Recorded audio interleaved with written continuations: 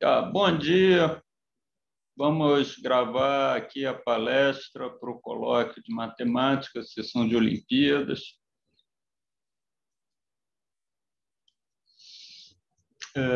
Essa palestra vai ser sobre os números de Fibonacci e outras sequências aparentadas, com uma perspectiva de Olimpíadas de Matemática. Tá? Então, a gente vai ver um pouquinho de teoria no início e depois vai ver alguns problemas que envolvem os números de Fibonacci. Então, vamos começar apresentando o personagem título, né? Quem é a sequência de Fibonacci, uma das sequências mais famosas, mas vamos apresentá-la mesmo assim. Ela é definida recursivamente assim: Fibonacci de 0 é 0, Fibonacci de 1 é 1, e depois se define recursivamente Fibonacci de n mais 2 com Fibonacci de n mais 1 mais Fibonacci de n.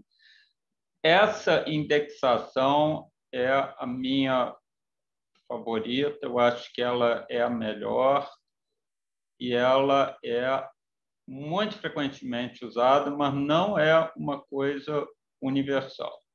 Vocês vão encontrar livros em que a sequência é defasada, em que f de n quer dizer f de n mais 1 ou f de n menos 1, se você entende o que eu quero dizer. Não, ela é um pouquinho defasada, então cuidado com mais essa bobagem notacional.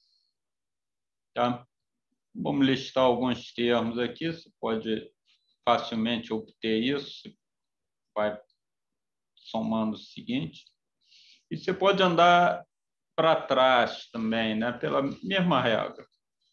Usando a mesma regra, você tem, por exemplo, Fibonacci de menos 1 é 1, Fibonacci de menos 2 é menos 1, e assim você continua para trás. Tá? Bom, a gente aqui, matemática olímpica de ensino médio, ela é tradicionalmente dividida em 4 assuntos, que são álgebra, combinatória, geometria e teoria de números. Só que essa divisão é meio forçada às vezes. Tá? Nessa palestra aqui, vocês vão ver, a gente vai ver todos os 4 assuntos que vão aparecer. Tá? Então, vamos ver, na linha de combinatória, uma interpretação de números de Fibonacci como um problema de contagem. Tá? Tem várias formas de a gente chegar nisso. Temos um exemplo aqui. Pega uma caixa retangular de dimensões 2 por n, tá? Um retângulo assim, e um monte de pecinhas, como essas aqui, 2 por 1, tá? E a gente vai arrumar as pecinhas na caixa. Então, a pergunta é de quantas maneiras a gente pode encher a caixa. E os dominóis, eles são encarados como absolutamente indistinguíveis. Então, isso conta igual que isso e também conta igual que isso. Mas é diferente disso. Tá? Então, a gente pode fazer uns exemplos. Então, vamos dar um nome para a resposta. A de n é um número de maneiras diferentes de fazer. E listando os primeiros casos, a gente tem uma sensação de déjà vu aqui, né? A gente já viu esses números em algum lugar, né? A de 2 é 2, a de 3 é 3, a de 4 é 5, né? São os números de Fibonacci, né? Para n entre 2 e 5, a gente checou na mão, tá? E por indução tem que ser Fibonacci. A figura ela está desenhada de uma maneira para sugerir isso, porque como, por exemplo, eu listo todas as coberturas aqui da caixa 2x5. Eu faço o seguinte, eu penso como estão os dominós na extrema esquerda, os primeiros, se a gente fosse lendo. Eu posso ter um dominó vertical ou eu posso ter dois horizontais. Então, vamos separar nesses dois casos. Primeiro, se tiver um vertical, depois, se tiver dois horizontais. Agora, eu olho para o espaço que restou. O espaço que restou é uma caixa 2x4. Então eu acabei de listar todas as configurações. Se observar, essas 5 configurações aqui são obtidas a partir das 5 da linha de cima, botando um dominó vertical lá no início. Bom, e o outro caso? Se a gente começar com 2 horizontais, bom, a gente tem uma caixa 2x3 agora, né? Que, por sorte, a gente também já fez. Então, é aqui, nas 2 linhas acima. Então, a gente faz o mesmo truque e esse argumento é exatamente o argumento necessário para mostrar por indução que o número de coberturas é Fibonacci, só que com uma pequena defasagem. Ok? Bom, vamos apresentar alguns outros sequências. A gente prometeu que ia ter amigos, né? Não vamos deixar nosso protagonista sozinho por muito tempo. Um parente muito próximo da sequência de Fibonacci é a sequência de Lucas, que é definida também recursivamente, de um jeito extremamente parecido. Observa que a gente só mudou as condições iniciais ali. O L de 0 agora é 2 em vez de 0. O L de 1 ainda é 1 como F de 1 é 1, né? E é exatamente a mesma equação, né? A equação que a gente chama isso daqui, né? É uma equação de diferenças, a mesma equação de diferenças com condições iniciais diferentes. Então, os primeiros termos são esses daqui. Ainda uma outra é chamada a sequência de Pell, que começa com as mesmas condições iniciais que Fibonacci, mas com uma equação de diferenças ligeiramente diferente, tem um coeficiente 2 ali, né? E os primeiros termos são esses daqui.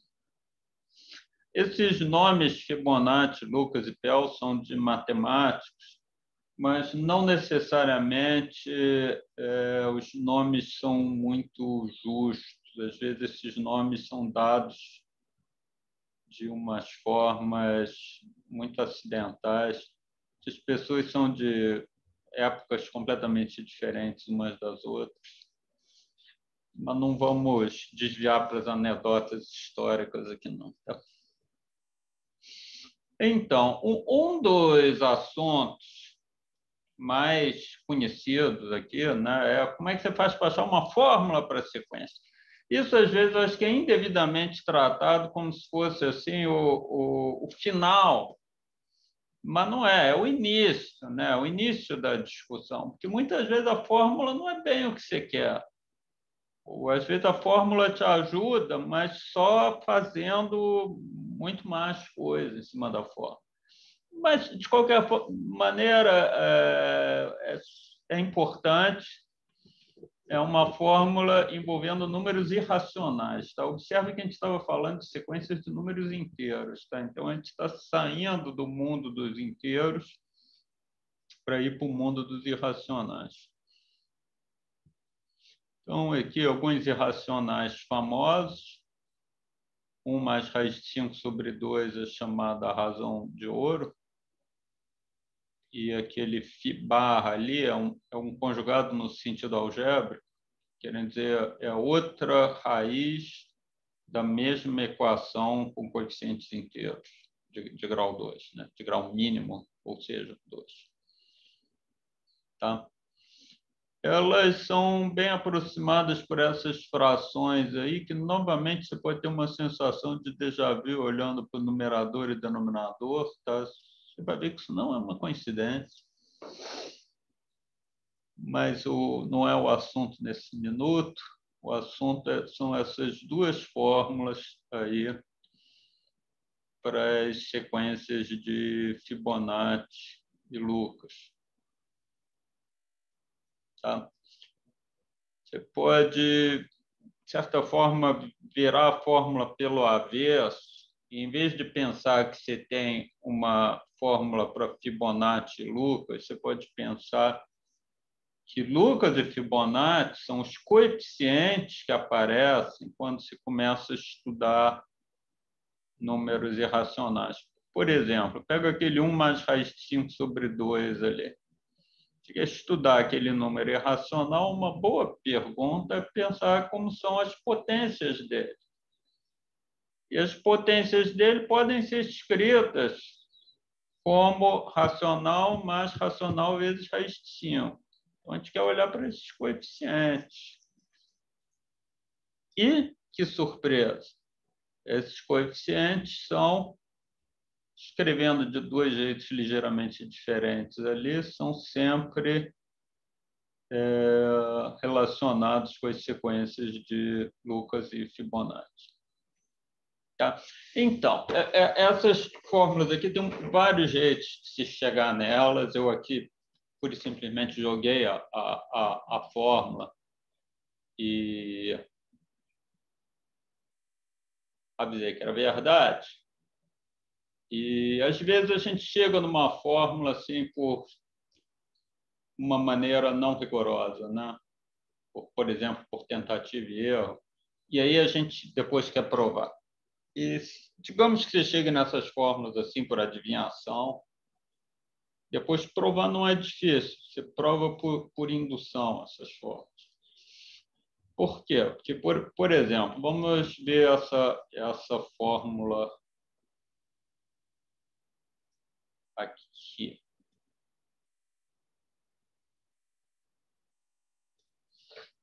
Tá? Eu substituo n igual a 0, faço 1 menos 1, 0, f de 0 deu 0. Substituo n igual a 1, φ menos φ barra, dá raiz de 5. Sobre raiz de 5 deu 1, deu certo. Então, f de 0 e f de 1 estão corretos. Se a gente ficar um pouco desconfiado de ter uma base para indução frágil, a gente pode fazer a mesma coisa para f de 2, f de 3, também vai dar certo. Mas o importante talvez seja mais ver que vale aquela equação de diferença, né? E vale, se você joga essa fórmula dos dois lados, aparecem coisas φ de n, φ elevado a n mais 1, φ elevado a n mais 2, se expande tudo, dá certo. Então, é muito fácil demonstrar essas fórmulas. E as outras são parecidas. Tá? Mas vamos mostrar como que a gente poderia chegar numa fórmula dessa se a gente, por exemplo, quiser estudar uma sequência parecida, que não seja bem a sequência de Fibonacci. Como que a gente vai sair chutando um monte de números irracionais? Assim, não, tem um jeito um pouco mais sistemático de proceder. Então, eu não vou, em vez de dar uma explicação teórica geral, eu vou exemplificar o método para a sequência de Pell, que é aquela que a gente já viu. Tá? Então, a sequência de Pell ela satisfaz essa equação de diferenças que está aí. Tá? Então, a técnica é procurar... Vamos procurar outras soluções para essa equação de diferença. Vamos procurar umas com uma cara bem simples, como, por exemplo, xn igual a lambda elevado a n. Será que uma coisa dessas tem chance de ser uma solução? parecer um chute, né? Mas é um chute bem sucedido, porque olha lá, no que se substitui, você pode cortar lambda elevado a n da equação inteira. E aí cai numa equação de segundo grau. Então, se o lambda satisfizer essa equação de segundo grau, então sim a solução. Tá? Bom, no caso, as raízes aqui são da equação do segundo grau, são 1 mais raiz de 2 e 1 menos raiz de 2, então achamos duas soluções aqui. Né? Agora, uma observação notável sobre essa equação, ela é o que se chama uma equação linear homogênea. O que isso quer dizer? Isso quer dizer que se você tem duas soluções e soma as duas, a soma também é uma solução. Tá? E se observa que no xn eu vou estar somando, no xn mais 1 eu vou estar somando, no xn mais 2 eu vou estar somando sempre. Então, eu expando ou junto os termos e tudo funciona. Tá? Então, soma de duas soluções é uma solução. E se eu pegar uma solução e multiplicar por uma constante, multiplicar por 5, por exemplo, isso também é uma solução. Tá? Então, a gente não achou só duas soluções, a gente achou uma família com dois parâmetros de soluções. Bom, né? Então, com dois parâmetros, a gente pode tentar ajustar, né? Será que vai dar certo? Será que a sequência que a gente quer, Pn, ela pode ser escrita assim? Bom, vamos tentar. Como que a gente vai achar os parâmetros? Bom, não é difícil. A gente faz, por exemplo, o π de 0 e o π de 1 darem certo. A gente cai nessas equações que a gente resolve, acha quem são as constantes e pronto. Temos um chute para uma fórmula para o Pn, um chute que a gente sabe que satisfaz P tilde de 0 igual a P de 0. P tilde é a fórmula chutada, né? E P é a verdadeira sequência de Pell. P tilde de 0 igual a P de 0, P tilde de 1 igual a P de 1. E tanto P quanto P tilde são soluções daquilo ali. Então, estão coincidindo em muita coisa, né? Será que isso basta para dizer que é a mesma sequência? Basta por indução. Porque, olha, se coincide no 0 e coincide no 1, pela equação de diferenças, coincide no 2. Se coincide no 1 e coincide no 2, pela equação de diferenças, coincide no 3. E assim por diante. Ok?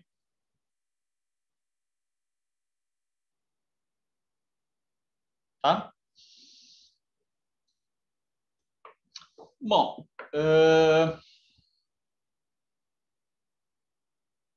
tem uma sequência aqui que talvez pareça um pouco diferente dessas outras, porque as outras eram sequências de números inteiros. Aqui a gente tem uma sequência de polinômios. Tá? Mas eu quero dizer que não, que é muito parecido. Tá? Uma sequência de polinômios definida recursivamente. São os polinômios de Chebyshev. Na verdade, tem mais de uma sequência de polinômios de Chebyshev, mas vamos pura e simplesmente chamar de polinômios de Chebyshev aqui. T de 0 é 1, T de 1 é x, T de n mais 1 tem uma recorrênciazinha parecida com as que a gente usou para Fibonacci e Pell, só que com um x no coeficiente, né? Então, aqui alguns termos das sequências, ou seja, alguns polinômios de Chebyshev.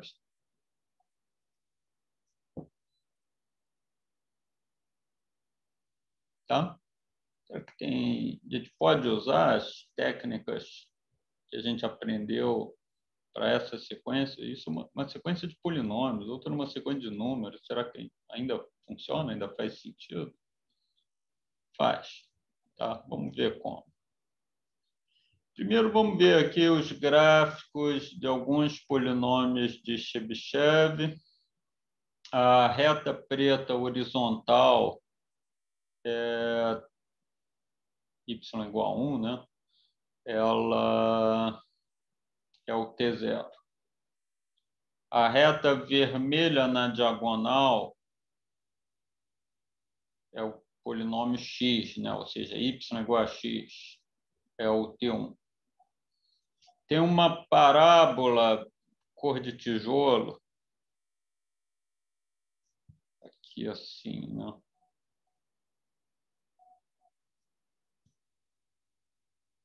A parábola cor de tijolo é o T2. Tem uma cúbica verde aqui assim, que é o T3. Tem um polinômio de grau 4 azul aqui assim, que é o T4. Tem um polinômio de grau 5 violeta aqui assim, que é o T5. Essa figura aqui sugere um monte de coisas sobre esses polinômios e eu vou deixar vocês fazerem conjecturas e provarem essas coisas sozinhos, tá? Porque o assunto é muito rico para ser tratado tudo nessa palestra. Mas eu quero cumprir a promessa que eu fiz de aquela técnica de resolver a recorrência, ou seja, de achar uma fórmula para PL de N, por exemplo. A gente achou uma fórmula para PL de N. O que acontece se a gente aplicar isso aqui? Então, vamos usar o método acima para achar uma fórmula para o polinômio de Chebyshev, o enésimo polinômio de Chebyshev. Então, a equação auxiliar é essa. Tá? Aqui o x deve ser considerado um parâmetro e lambda é a variável. Então, são polinômios de grau 2. Tá? Então, a gente resolve ele. Então, a gente tem as duas raízes, lambda 1 e lambda 2. Então, a gente tem soluções para a recorrência, ou a equação de diferenças que está escrita ali. Você pode ficar um pouco desconfiado aqui de alguns pontos. Por exemplo, o que são C1 e C2 aqui, hein? Bom, podem ser polinômios ou funções racionais, pelo menos, certamente podem ser. Não? Se C1 e C2 forem polinômios, aquelas raízes ali, elas vão embora, sim? Ou a gente vai ter que o yn é uma função algébrica com raiz? Aí depende dos coeficientes, né? Assim como para a fórmula da equação da sequência de Pell, que a gente acabou de obter, só para coeficientes bem escolhidos é que você só tinha inteiro, inteiro, inteiro, inteiro, inteiro. Né? Aqui é a mesma coisa. Mas vamos continuar, sem ficar especulando demais sobre o que vai acontecer. Ou seja, a gente acha os coeficientes C1 e C2 para as condições iniciais, né? T de 0 e T de 1. E a gente chega nessa fórmula aqui. E a gente diz, agora a raiz está sumindo, olha lá. Porque eu tenho mais raiz elevado a n, um menos raiz elevado a n, as raízes vão juntar, vão cancelar, vai dar um polinômio, deu certo. Então, isso é uma fórmula para o polinômio de Chebyshev. Agora, tem um jeito ainda de juntar mais as peças, que é o seguinte, juntar com trigonometria. Suponha que o x seja cosseno de t. Tá? Ou, se você quiser, talvez valha a pena voltar um pouco nessa figura aqui, a gente vê que o intervalo menos 1, 1, ele tem um papel especial aqui. Ele está jogando de forma diferente do intervalo 1 mais infinito. Então, a gente pode estudar o intervalo menos 1, 1 com especial atenção. Então, um número entre menos 1 e 1, ele pode, por exemplo, ser expresso como cosseno de t.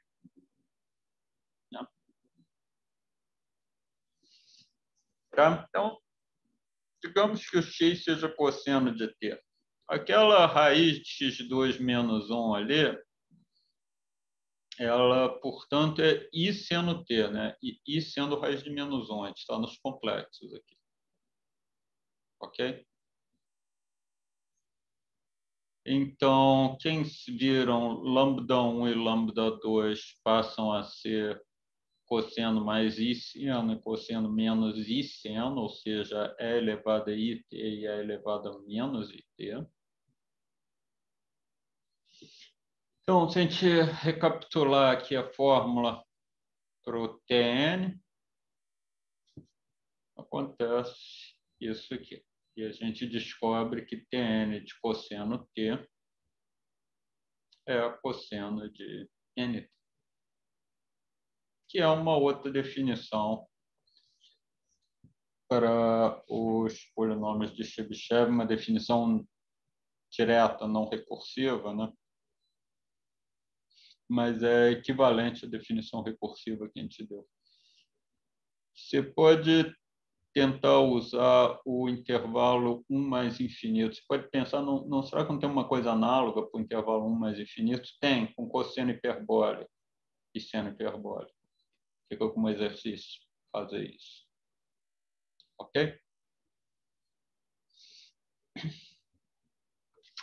Bom, ainda uma outra ferramenta famosa que eu acho que eu não devo deixar de mencionar são as funções geradoras. Tá? Então, quando você tem uma sequência, muitas vezes se define uma função geradora. E, novamente, eu vou trabalhar com exemplos aqui, em vez de tentar dar uma explicação em termos gerais.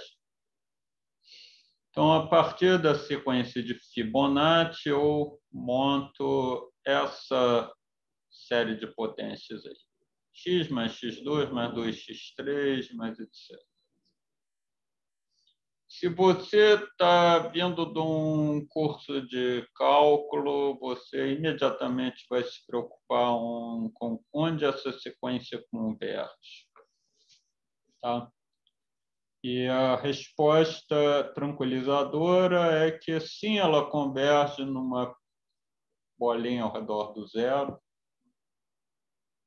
tá? de raio, que a gente vai descobrir exatamente qual é. Você pode, entretanto, trabalhar com o que se chamam séries formais, que é tratar a série como um objeto algébrico que você soma, multiplica, faz operações, e aí você diz, não estou discutindo convergência de nada, não. Tratando a série como um objeto formal. Se por acaso ela não convergir em lugar nenhum, ok, deixa ela. Não tem obrigação de convergir em algum lugar, não. mas aqui vai convergir. Então, tem várias maneiras de tentar descobrir quem é F. A gente pode, por exemplo, pegar a fórmula que a gente tem para o F de N, jogar aqui e, com um pouquinho de manipulação algébrica, se descobre exatamente quem é o Fzinho. Mas eu não quero ir por esse caminho, não. Eu quero mostrar como, pela definição recursiva, você chega em quem é o Fzinho. Então, pega a F, multiplica por X. Isso tem o efeito, bom, de somar 1 ali nos points do X, né? Fica Fn xn mais 1. Mas tem um outro jeito equivalente de pensar, que é que você defasou os coeficientes, né? Como é que isso ia começar? Você ia começar assim, x2 mais x3 mais 2x4 mais 3x5 mais etc. Né? Então, a gente está fazendo uma função geradora parecida, só que com Fibonacci n-1 ao invés de Fibonacci de n. Tem que ter só o cuidado de não enfiar o Fibonacci menos 1 na história, né? Lembra que Fibonacci menos 1 está definido, é 1. A gente não tem esse x, f de x, não é 1 mais x2 mais x3, né? Não tem o 1. Então, é só para n maior ou igual a 1. Ok? Quem é x2f de x? É muito parecido, né? Eu acho que eu não preciso repetir a explicação. Ele vai ser x3 mais x4 mais 2x5 mais etc. Que pode ser escrito como somatório de f menos n menos 2x a n, com cuidado de não enfiar nem o Fibonacci menos 2, nem o Fibonacci menos 1 na história. Ok? Então, se eu somar os dois, se eu fizer x mais x2 vezes f de x, o que eu tenho? Eu tenho somatório para n maior ou igual a 2. Observe que o x, f de x, eu podia escrever n maior ou igual a 1 ou n maior ou igual a 2 ali, ambos são corretos. Né? De Fibonacci n-1 mais Fibonacci n-2, que é exatamente o lado direito da recorrência. Por isso que a gente fez essa conta. Tá? Então, a gente pode trocar Fibonacci n-1 mais Fibonacci n-2 por Fibonacci n. Né? Então, isso não é o Fzinho original? Quase quase o Fzinho original. Onde dá errado? Dá errado só para n igual a 1. Tá? Você pode dizer que para n igual a 0 deu certo meio que por acaso, porque a gente errou 2 vezes. Né? Porque para 0 você teria o Fibonacci menos 1 e o Fibonacci menos 2. Mas tudo bem, eles cancelam, então tudo bem. Mas onde tem um erro de verdade é para n igual a 1, né? Que essa fórmula aí dá 0 e o Fzinho tem um xzinho ali para n igual a 1. Então a gente corrige e, portanto, a gente tem essa fórmula daqui para a função geradora. Ok? Tá, tem uma outra técnica para estudar as sequências de Fibonacci e seus amigos, que ela é menos conhecida do que a fórmula ou a função geradora, e eu acho que merecia ser tão bem conhecida quanto,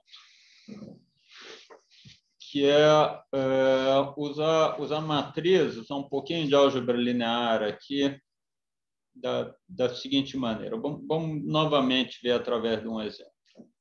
Se já há essa matriz 2 por 2 aí, com entradas 0, 1, 1, 1. Tá? O que é essa matriz? Por que essa matriz nos interessa? Porque essa matriz é a matriz da transformação linear seguinte. Você entra com dois termos consecutivos da sequência de Fibonacci, n-1 e n.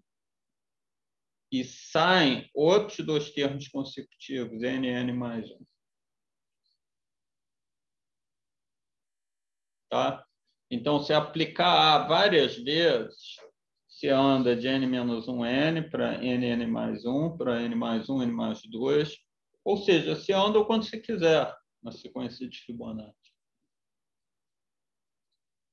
Ou seja, o que você conclui é isso aqui, que se você pegar a matriz A e elevar a potência n, as entradas da matriz são esses termos aí da sequência de Fibonacci.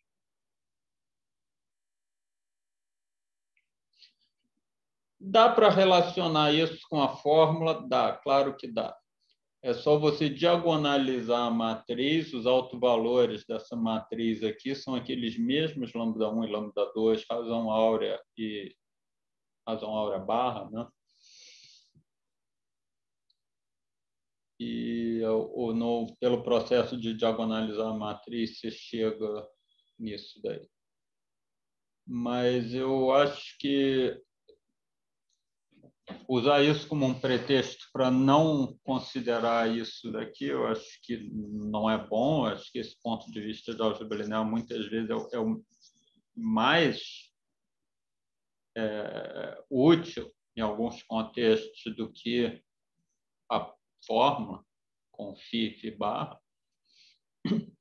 E caso você esteja na dúvida, dá para adaptar perfeitamente bem para outros exemplos.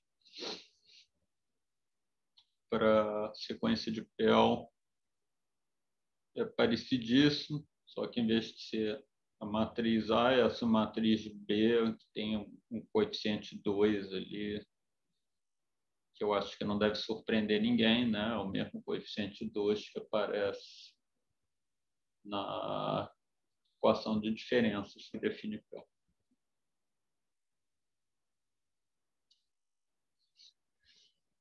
Um exemplo de aplicação imediata dessa fórmula matricial e que, por outras técnicas, parece um pouco mágico, é o que se chamam fórmulas de duplicação. Tá? O que é uma fórmula de duplicação? É você saber calcular Fibonacci de 2n a partir de Fibonacci n, Fibonacci n mais 1, esse tipo de coisa. Tá? Que, aliás, é extremamente útil se você quiser calcular Fibonacci de um número grande. Você pode achar que aquela fórmula com os números irracionais é boa, mas mais ou menos, né? Pensa em fazer a conta na mão. Trabalhar com números inteiros é bem mais cômodo do que trabalhar com números reais. O teu computador é da mesma opinião, só que ele faz conta tão rápido que você não percebe. Tá? Então, você ir duplicando, mas só trabalhando o tempo todo com números inteiros, parece ter suas vantagens. Mas vamos ver a fórmula de duplicação propriamente dita. Tá? Então, a partir de AN é muito fácil calcular o A2N, né? Então, se você usar... Bom, escreva A2N igual a N vezes AN. Agora, pega o A2N e bota Fibonacci 2N mais 1, Fibonacci 2N, Fibonacci 2N, Fibonacci 2N menos 1. Fibonacci N mais 1, Fibonacci N, Fibonacci N, Fibonacci N menos 1. Fibonacci N mais 1, Fibonacci N, Fibonacci N, Fibonacci N menos 1. Expande a equação idiota A2n igual a n vezes a n. E agora olha entrada por entrada, se obtém isso daqui. Se obtém fórmulas de duplicação para Fibonacci ou para Pell. Ok? Tá, mas eu acho que basta de teoria. Vamos ver alguns problemas de Olimpíadas variadas aqui envolvendo números de Fibonacci. Vocês vão ver que, em alguns casos, os números de Fibonacci aparecem no enunciado, em outros casos, não. Né? Fibonacci ou Pell, ou seja. Né? Então, aqui nós temos um desses exemplos em que não aparece, né? Você desconfia pelo contexto que deve ter alguma coisa a ver com Fibonacci, mas no enunciado não fala nada disso. Ok? Então, vamos dar uma solução para isso daqui. Bom, vamos imaginar aqui, o que você faria aqui? Talvez um bom começo seja procurar soluções pequenininhas. Em vez de ser no intervalo 1 até 1981, faz no intervalo 1 a 5. Procura algumas soluções. Tá? E procurando, você vai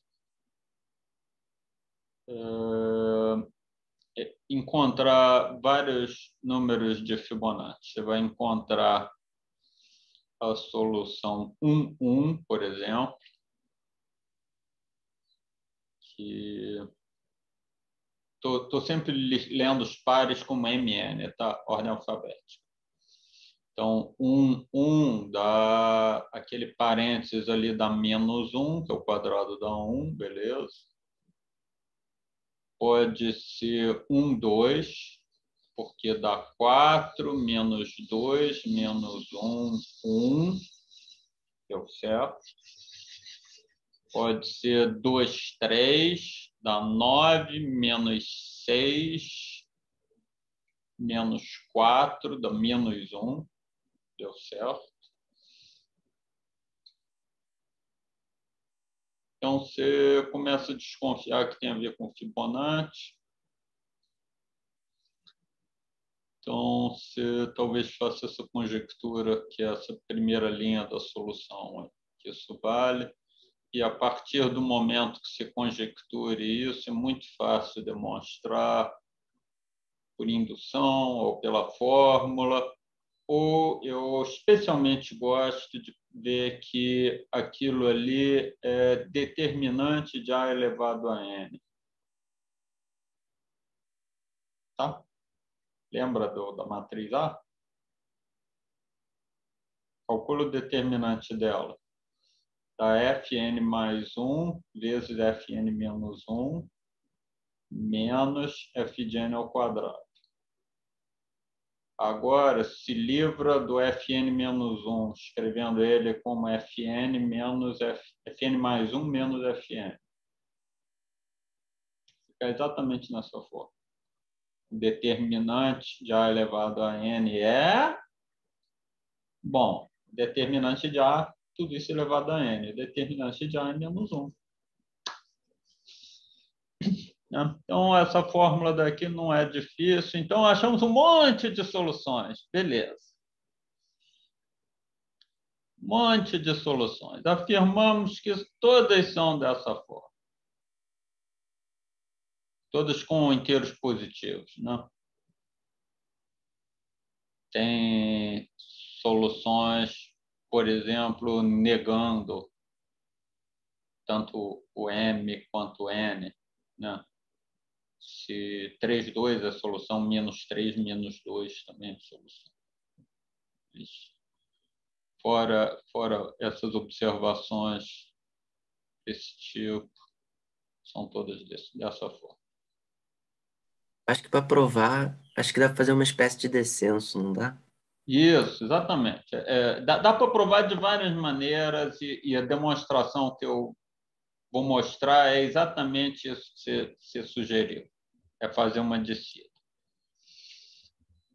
Então, vamos lá. Começa.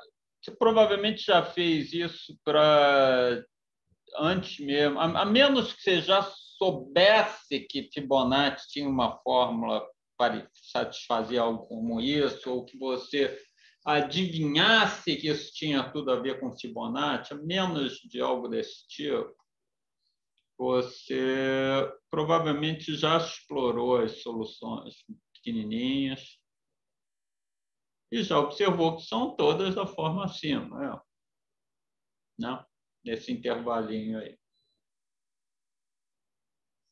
E agora a gente faz o argumento que o Rodrigo acaba de sugerir, que é fazer uma descida. Porque digamos que não seja verdade, então procure uma solução com M mínimo que não seja dessa forma. Agora, usa a equação de Fibonacci para obter uma solução menor. Tá? Ou seja, faça emitiu ser isso daí. Então, tem uma álgebrazinha boba que eu não vou explicitar, que é expandir isso e ver que dá certo. Tá? É álgebra de polinômio, é 1 minuto de álgebra de polinômio boba. Tá? Então, isso também dá certo. Também a solução, emitiu, também a solução. Também não pode ser da forma acima, porque se emitiu e emitiu são dois termos consecutivos de Fibonacci, MN são par seguintes. Né? E o Eu M. acabei fazendo aqui, eu acho que vai ser a solução com sinal trocado, né? Se você começa saindo da equação igual a 1, você cai na equação igual a -1, né? Ou algo Você sempre assim. troca o sinal, a cada passo você troca o sinal, você tem razão. Aqui é o sinal da coisa de grau 2, você está dizendo, né? É isso que você está dizendo, né? Correto. Isso. Você tá correto. Esse sinal, a cada jogada, ele troca. Porque esse troço de dizer que isso ao quadrado é 1 é a mesma coisa de dizer que o que está do lado dentro do parênteses é mais ou menos 1, né? Então, se você anda um passo para frente ou para trás, troca o sinal. Se olhando para essa listinha aqui, isso talvez fique mais claro, né? Aqui dá -1, aqui dá 1, aqui dá -1. Esse a gente, aliás, fez. E esse aqui dá 1 de novo. Tá? Então, alterna e vai alternar aqui também. Tá? Então, isso é um absurdo. Isso, a menos de umas contas que não, essa altura não são muito grandes. Bom, aquele F33 ali é um pouquinho chato, né? Mas chegar no F16, F17 ali não é nada demais, a menos dessas contas a gente chegou na resposta. Tá? Muito bem, isso aqui é essencialmente um outro assunto que tem o nome do mesmo Pell da sequência, a equação de Pell, ou pelo menos eu acho que é o mesmo Pell. Essa equação de Pell é um daqueles exemplos de nomes dados de jeitos historicamente completamente errados. Essa equação ela foi estudada pelos antigos gregos, ela foi estudada pelos matemáticos da Índia, no período na Idade Média, né? E O responsável por esse nome trocado é Euler, que por algum motivo achou que o Pell era a pessoa certa ali, mas não era, né? Mas o nome é tradicional, vamos manter. Então, a equação de Pell, ela é parecida, tá? Eu não vou nessa direção aqui, mas vocês devem saber essa coisa de pegar uma cônica numa posição qualquer e mudar ligeiramente as variáveis para ela ficar na forma assim, né? No caso, uma hipérbole, né? Então, o que a gente tinha no problema anterior, o problema da INCO, era uma hipérbole fora dos eixos. Tá? Então, por uma transformação linear simples, a gente poderia ter botado ela nos eixos e a gente cairia na equação de Pell. Tá? Então, eu não vou desenvolver a teoria aqui, isso aqui é só um convite a estudar a equação de Pell. O conjunto das soluções sempre forma uma família semelhante à do problema anterior. Tá? Aquela álgebra que é o coração da solução do problema da IMO, que se pode andar um passinho para frente ou um passinho para trás, ela é fácil, ela funciona sempre. A coisa menos trivial é provar que sempre existe uma solução não trivial. Essa é a parte menos trivial da teoria da equação de Pell, para qualquer n. E se você olha uma tabela das soluções em função de n, eu devia ter trazido aqui, você vê que em alguns casos a solução é pequenininha, em alguns casos a solução é um número enorme, sim. Varia, então. Tem sutilezas aí, mas sempre tem uma família semelhante do problema anterior. Vamos ver mais um exemplo aqui, o exemplo Pell, né? Que é o caso n igual a 2. A gente tem essas soluções que estão aí e se reconhece por que os números de Pell se chamam número de Pell, né? Olha eles aqui, olhando para a gente aqui, ó. 1, 2, 5, 12, né?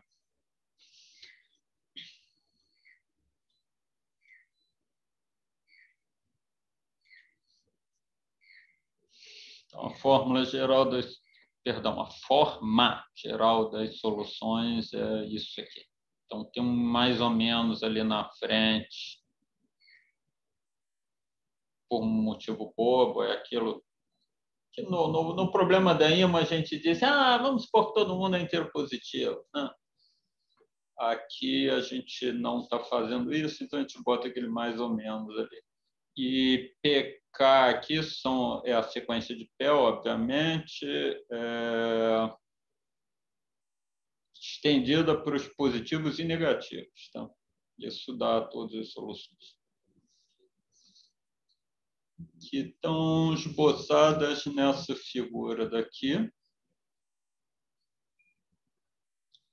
Então, resolver a equação de Pell equivale a encontrar pontos inteiros sobre hipérboles.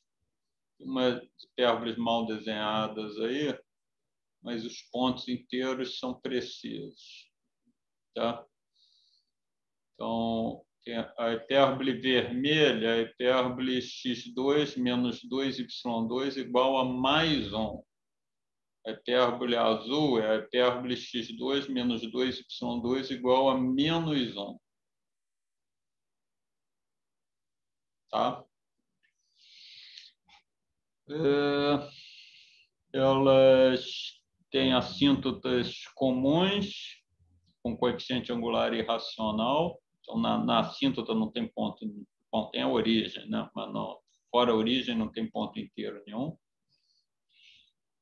Agora, nas hipérboles tem essa sequência infinita de pontos que estão ilustrados aqui, os primeiros deles. E isso vale para qualquer hipérbole desse tipo, x2 menos ny2, o n só precisa não ser um quadrado.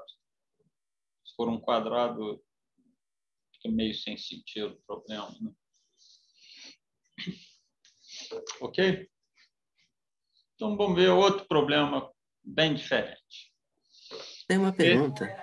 Oi. É que se for quadrado, realmente as soluções são triviais, né? Porque é só você quebrar em dois fatores e... Se fatora o lado esquerdo, aí para o lado esquerdo ser igual, um produto de dois inteiros ser igual a 1 ou menos 1, é só se ambos são 1 ou menos 1.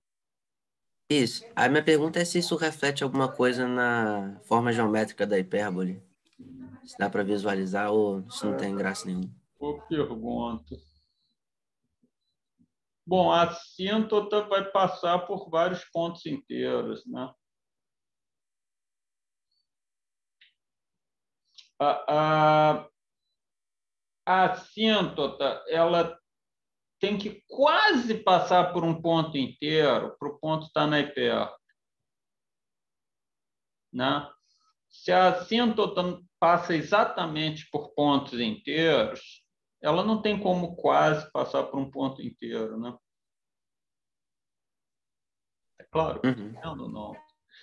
Se ela passa por mais de um ponto inteiro, a distância mínima dela para um ponto inteiro que não esteja na reta é positiva.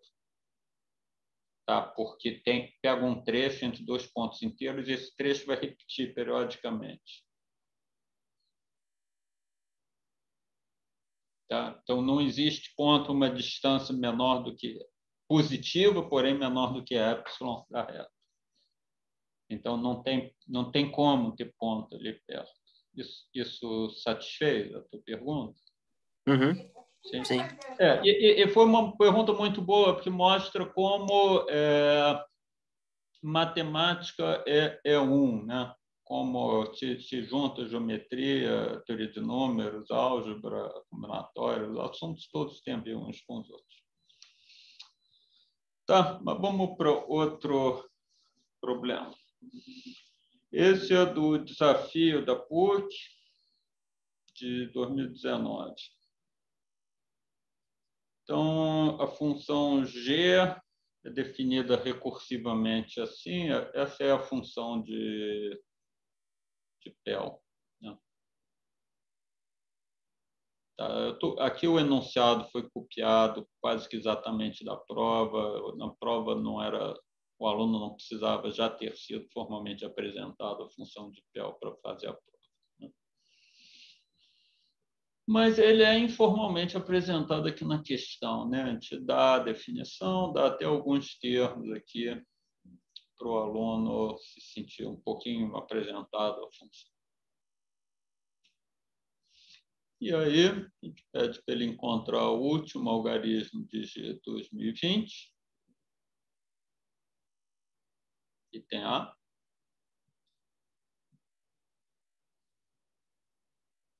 Item B. Use G para definir recursivamente essa outra função aí, H.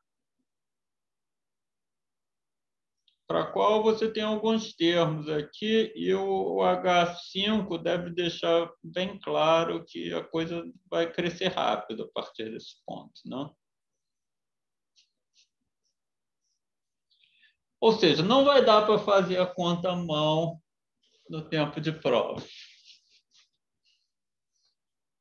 Aliás, não daria nem um computador se você tentasse programar boamente, assim, o computador não iria muito longe. Certamente não conseguiria chegar no H de 2020. Então, qual é o último algarismo de H de 2020? Ok? Ó, o item A, eu acho que é um exemplo de pergunta fácil, mas que não é a fórmula para sequência de Pell que vai resolver isso daqui. Você resolve olhando para a recorrência. olhando para a recorrência e vendo que o último algarismo ele vai variar periodicamente, né? Bom, a primeira observação é que G de N a gente já conhece, é PL de N, né? Então, se a gente fizer, em último caso, se você fizer a listinha com 12 termos, você vai chegar lá no G de 12, ele vai acabar com 0, e o G de 13 vai acabar com 1. Na verdade, você não precisa nem fazer isso tanto. Aquele G de 6 acabando em 0 ali já te dá a dica. Porque o G de 7, G de 5 e G de 7, ambos acabam em 1. Em 9, perdão. Em 9. Ou seja, são congruos a menos 1 módulo 10. Ou seja, quando você soma 6, o módulo 10 trocou o sinal. É um semiperíodo que nem tem para as funções seno e cosseno, né? Que π é um semiperíodo, quando você soma π, você troca o sinal. Aqui 6 é um semiperíodo, assim, portanto, 12 é um período. Tá?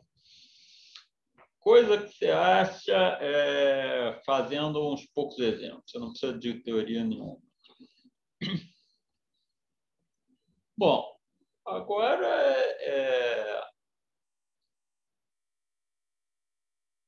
não é muito difícil, né? Você faz que o 20/20 é congruo a 4, módulo 12. Então, o G de 20/20 é congruo a G de 4, módulo 10. Né? E G de 4. O enunciado amigavelmente já nos deu, que é 12. Então, é congruo a 2, módulo 10. Então, tá aí. Resolvemos o item A. Ok? Então, vamos tentar resolver o item B assim. Tá? O que acontece é assim, a gente quer o H de 20/20, módulo 10. O H de 20/20 é G de H de 2019. Né? Então, pelo item anterior, a gente quer o H de 2019, módulo 12. Módulo 12.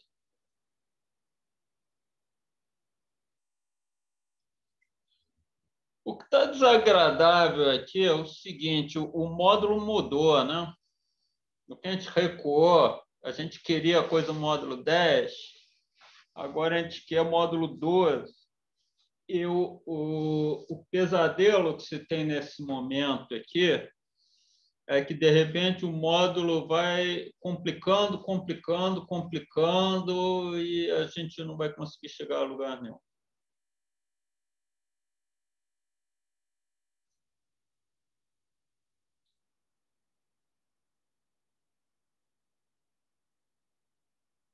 Eu acho que dá para quebrar o módulo 12 e analisar o módulo 4 e o módulo 3 na sequência G, não dá? É uma boa ideia fazer isso, sim. É uma boa ideia fazer isso, mas... É, porque a sequência G, ela é mais tranquila, o módulo 4 e 3, né? A Vai te... sequência G, a gente sabe estudá-la... É isso que a gente fez para estudá-la módulo 10.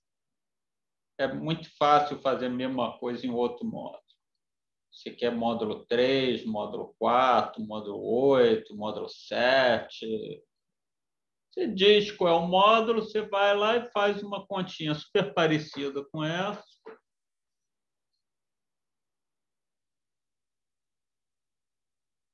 Não? Então, um ponto de vista aqui, que eu acho que talvez seja o melhor ponto de vista se você está fazendo uma prova, é você não desanimar na primeira dificuldade. Você viu assim, ó, eu quero os H de 2020 módulo 10. Eu quero o H de 2019 módulo 12. Então, agora vamos estudar o módulo 12. E é claro que isso está indo para algum lugar? Não, não é claro. Mas vamos em frente, vamos ver se dá certo. Tá? E, de fato, se você continuar assim, você vai ver que os módulos vão estabilizar numa certa hora. Porque o módulo 120 tem essa propriedade feliz aqui, que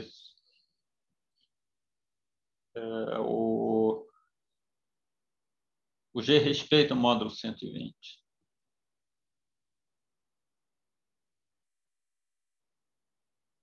Isso não era óbvio que 120 fosse um número para ser o módulo certo desde o início. Mas você explorando, você deve acabar descobrindo. Então, para saber o H de 2020, módulo 120, basta saber o H de 2019, módulo 120, e agora a indução até o fim. Né? Ok? Antes de passar para outro problema, deixa eu propor um problema mais difícil aqui. Essa mágica deu certo por acaso, assim, ou ia dar certo sempre? Digamos que, em vez da gente perguntar o último algarismo de H2020 na base 10, eu quisesse o último algarismo de H2020 na base 13, na base 49. Bom, como método geral aqui, a gente sabe mais ou menos o que fazer. Se eu quiser o H2020 módulo 49, eu pesquiso qual é o período da G módulo 49 e descubro que é um período fulano.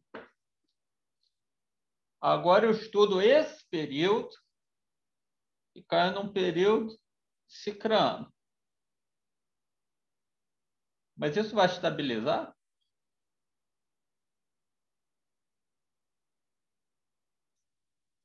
Isso vai estabilizar ou vai ficar cada vez mais complicado e a gente não vai conseguir resolver nada nunca?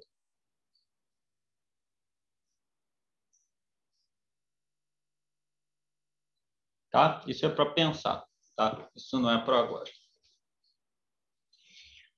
Quero, para acabar a palestra, apresentar mais um problema do desafio. Esse aqui eu começava apresentando quem eram as sequências de Lucas na prova, mesmo, tá? Começava apresentando quem são as sequências de Lucas e Fibonacci. Tá? Mas a gente dedicou uma palestra inteira a isso, então eu não vou repetir. Né? Então, vamos lá. Pega P um número primo. Vamos dizer que P é azul se existir um inteiro positivo K, tal que LK seja múltiplo de P.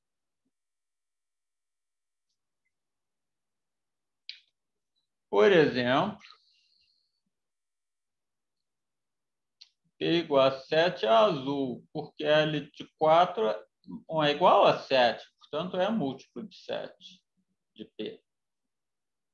Então, P igual a 7 é azul. Ele é, por outro lado, um primo P vermelho, se não existir nenhum inteiro positivo K, tal que LK seja múltiplo de P. Ok? Então, um primo pode ser vermelho ou pode ser azul.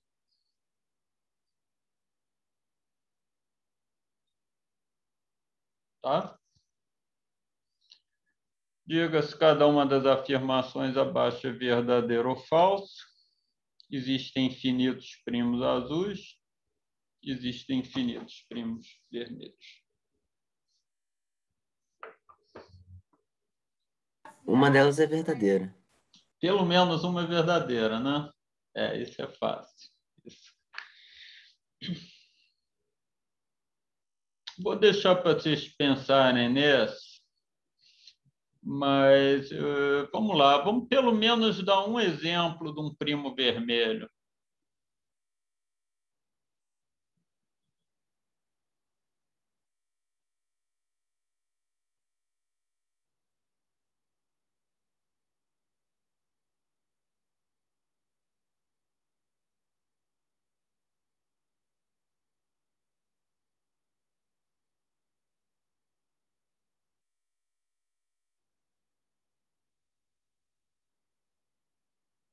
Ó, vamos escrever Lucas no quadro aqui.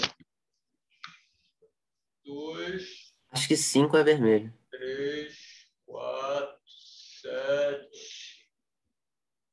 Módulo 5. Então, vamos fazer módulo 5. 2, 1, menos 2, menos 1. 2, 1, menos 2. Boa. 5 é vermelho.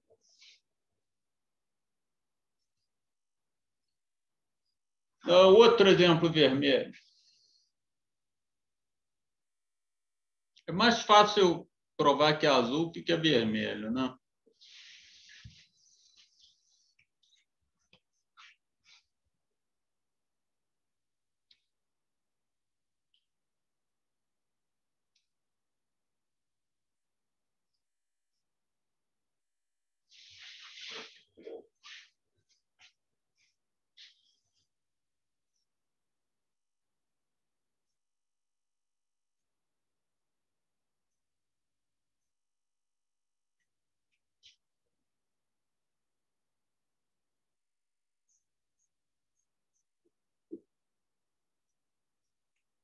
Por exemplo, todos os primos que aparecem aqui, tipo 11, 29, 47, tudo isso são obviamente azuis, né? Ou até você pegar um divisor de um número que não seja primo, por exemplo, 18 não é primo, né? Mas é múltiplo de 2 e de 3. Bom, isso a gente já sabia, né? Talvez um exemplo um pouco menos trivial.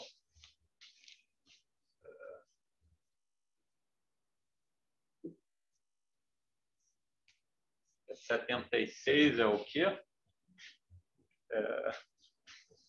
Múltiplo de 19, né? 19 vezes 4. Então, 19 também é azul.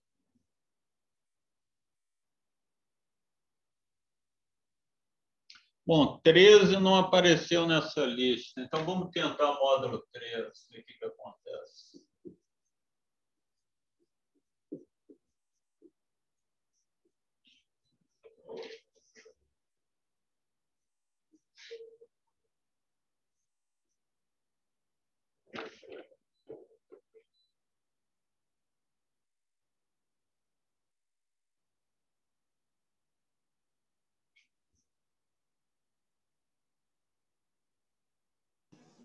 Bom, se eu não errei conta aqui, o 13 é vermelho, mas demorou um pouquinho.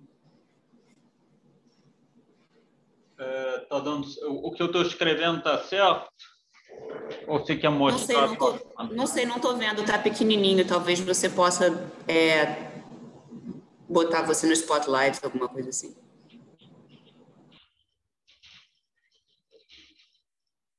Tá. Então... Tá certo, sim. Oi? Tá certo o que você fez. Tá Que certo. demora mesmo. Tá. Então, 13 é primo, vermelho. 13 é vermelho, mas vai demorar.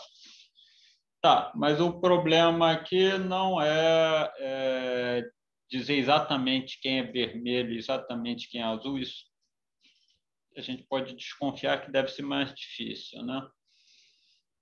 Mas, pura e simplesmente, dizer se tem infinitos de cada um.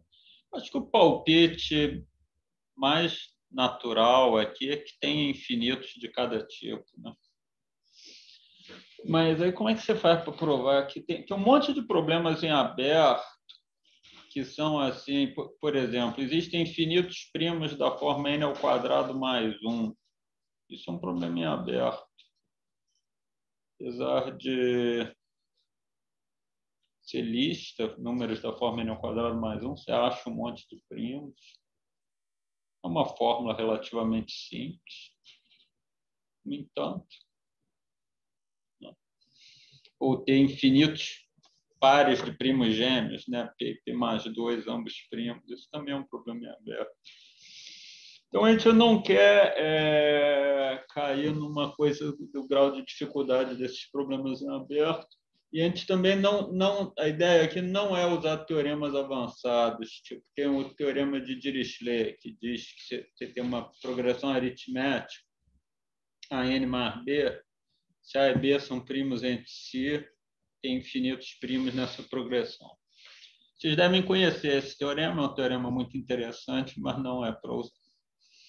Tá? Mas eu acho que eu vou encerrar a palestra aqui, tá? Para dar um tempinho para perguntas ao vivo no colóquio. Ok? Perguntas ou comentários? Eu tinha um comentário que, quando você falou das diferentes formas de chegar em fórmulas para Fibonacci, essas coisas assim, muito legal que a forma matricial gerou uma aplicação muito direta, né? Que foi a fórmula de duplicação, uma forma de eu chegar mais rápido num número grande, se eu precisar dele. Por outro lado, a função geradora, que é um assunto que eu acho maravilhoso, pessoalmente, eu não consigo ver direito na prática como que saber fazer aquilo me ajudaria num problema, entendeu? Ou se bom, seria bom ter um problema ilustrando. Eu não preparei. Seria bom ter um problema ilustrando. Eu quis ilustrar a forma matricial ali, porque a forma matricial eu acho que ela é menos conhecida do que deveria ser. Então, eu achei que precisava um pouquinho assim de dizer, e é legal, né? Função geradora, todo mundo sabe que é uma coisa legal, importante, merecedora de ser estudada, né? Aí eu não preparei um problema em que você, surpreendentemente, use função geradora, mas eu nem sei se vai ser tão surpreendente, porque, de novo, o troço é tão popular, né? Mas vamos encerrar aqui para o colóquio poderem fazer perguntas também, gente. Tchau, tchau. Obrigado pela plateia. Não deixem de ir no colóquio também, tá?